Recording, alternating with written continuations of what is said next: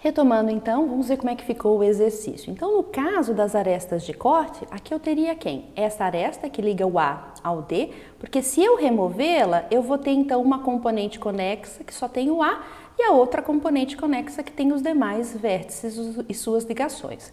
Algo similar acontece se eu remover a aresta BC, não é verdade? Mas veja que se eu remover as outras arestas, ó, se eu remover o CD, eu ainda tenho uma componente conexa. Se vocês quiserem, coloquem o dedo em cima da aresta aí, né? Se eu remover aqui a aresta CE, olha lá, removo ela, mas os vértices ainda estão conectados. Eu ainda consigo fazer um caminho para quaisquer dois vértices, tá? Se eu remover essa aresta DE, olha lá, eu ainda tenho uma componente conexa apenas, tá? Então, as arestas de corte aqui são AD e BC. E os vértices de corte? De maneira similar a isso. Se eu remover o C, eu paro então de ter a conexão entre toda essa parte superior aqui e o B. Se eu remover o D, eu paro de ter a conexão entre o A e os demais vértices, não é verdade? Então, esses são os meus vértices de corte. Então, em um grafo orientado, né? Num grafo orientado, o que acontece? A gente tem uma reedição desses conceitos. Então, eu vou dizer, na verdade, que o meu grafo orientado ele é fortemente conexo se, para quaisquer dois vértices do grafo, existe um passeio orientado que vai do vértice de origem para o vértice de destino e vice-versa, do vértice de destino para o vértice de origem. Por isso que a gente fala que ele é fortemente conectado, porque como ele tem a orientação, eu preciso que essa orientação seja válida nos dois sentidos, para que eu consiga alcançar, né? Não sei se vocês lembram na aula anterior, né, que a gente fez lá para o grafo orientado e para o grafo não orientado, quando é que era um passeio. Ali, dependendo da orientação, eu não conseguia voltar a um determinado vértice. Então, é o que aqui se exige quando a gente fala de conexidade, né? Que a gente consiga fazer um passeio, um caminho, no caso, para quaisquer dois vértices. Veja, então o que a gente vai falar quando a gente fala de componente? Então, eu vou dizer num grafo orientado que a componente é fortemente conexa se ela for um subgrafo que é fortemente conexo. Ou e é máximo, né? E é maximal. Ou seja, eu preciso ter naquele meu subgrafo caminhos que vão para os meus vértices em todas as direções. Então, por exemplo, nesse nosso grafo orientado aqui, essas são as componentes fortemente conexas dele. Veja que do vértice A eu consigo alcançar todos aqui, ó, dentro dessa minha componente fortemente conexa. Mas uma vez que eu saia do B, eu não consigo retornar ao A mais. Uma vez que eu saia aqui do E, eu não consigo retornar ao A mais. Então, isso daqui é um grafo uma componente fortemente conexa, assim como as demais, tá vendo? O que significa isso? Bem, que se eu quebrar, olha aqui, essa aresta, eu não consigo retornar, né? Eu desconecto mesmo essas duas partes. Tá certo? Então, ao contrário do que ocorre nos grafos não orientados, uma componente fortemente de conexo de um grafo orientado, ela não é necessariamente isolada das outras, não é? Porque lá no grafo orientado, claramente você bate o olho e você vê que aquele vértice B, ele não tem aresta nenhuma chegando ou saindo dele, não é? Então, ele era totalmente desconectado mesmo. É fácil de ver que um grafo é desconexo naquele contexto. Aqui, no meu grafo orientado, veja, eu tenho uma ligação sim entre esse vértice B e esse vértice C, mas essa ligação é neste sentido. Então, uma vez que eu parta do vértice B e chegue ali no C, eu não consigo retornar ao B.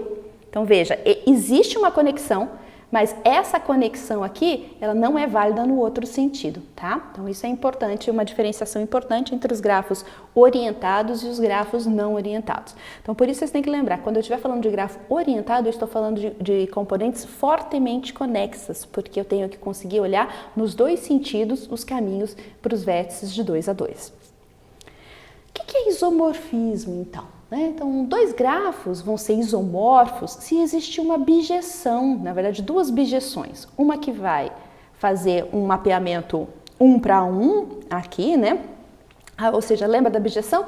Ela tem que ser 1 para 1 e ela tem que ser sobrejetora. Então, eu tenho que fazer com que todos os elementos, todos os vértices do meu grafo G tenham 1 e apenas um mapeamento, não é? Para todos os vértices do meu vértice H e vice-versa, não é? Para ela ser uma bijeção, então ela tem que ser função nos dois sentidos. Ela tem que ser função nesse sentido e ela tem que ser função nesse sentido. Então eu tenho que conseguir mapear todos os vértices de V nos vértices de H de maneira única, sem sobrar ninguém em H. Eu tenho que conseguir mapear todas as arestas de A em arestas de H de maneira única, sem repetir ninguém, tá bom? E sem sobrar ninguém.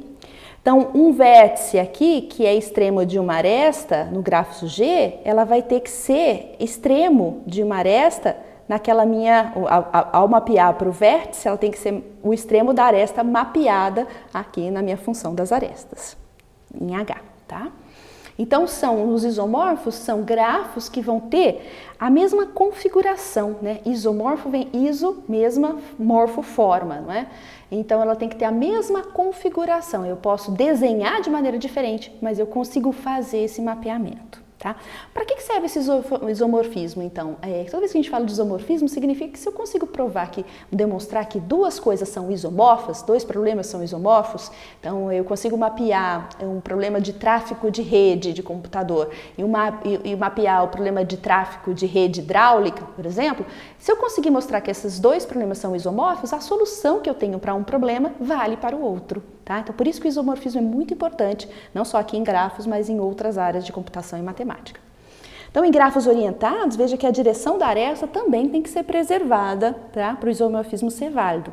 Se o grafo é simples, basta então existir uma bijeção que representa aí as adjacências dos vértices, né? Porque eu não tenho então laços e nem arestas paralelas. O isomorfismo dos grafos a gente denota com esse símbolo, que é um símbolo de igual, com esse tio aqui em cima, tá? Então a gente aqui está dizendo que os grafos G e H são isomorfos.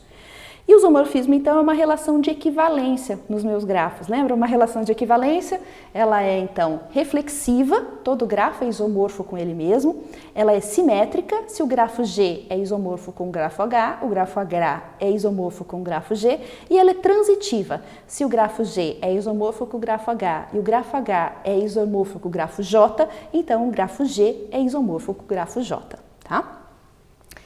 Vamos ver se a gente consegue entender aqui. Se eu quisesse desenhar todos os grafos possíveis com 3 vértices, né? Vocês podem parar aí o vídeo, se vocês quiserem, façam vocês, tá? Mas eu já vou mostrar aqui porque é só um exemplo. Então eu teria que agrupar, né? Conectar esses vértices, distribuir esses vértices e conectá-los de todas as maneiras possíveis, porque eu quero todos os grafos possíveis com 3 vértices. Então aqui estão as minhas possibilidades.